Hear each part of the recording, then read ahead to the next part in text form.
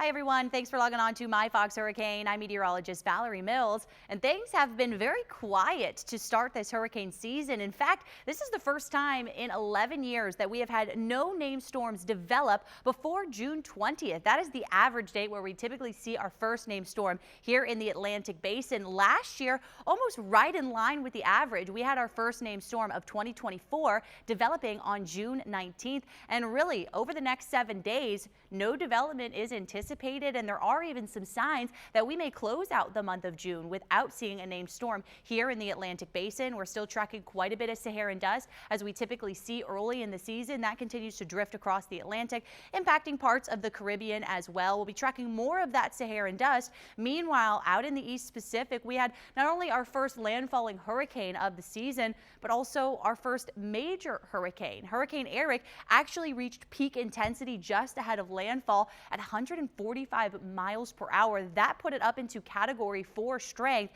but that landfall happening Thursday morning as a Category 3 there on the southern coast of Mexico. We saw peak winds at landfall 125 miles per hour. This is the earliest major hurricane to make landfall for both the Atlantic and the Pacific. As far as the Atlantic Basin, our first named storm of the season, that's going to be Andrea, followed by Barry. We'll have more updates to come right here on My Fox Hurricane.